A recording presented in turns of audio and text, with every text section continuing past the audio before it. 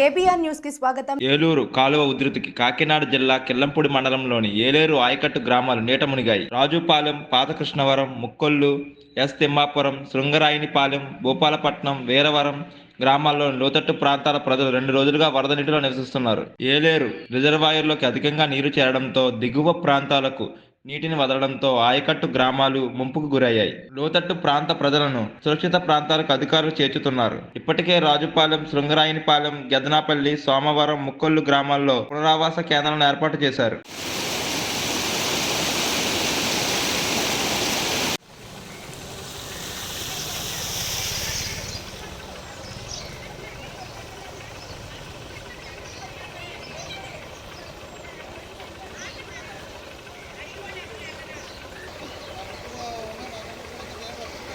అలాగే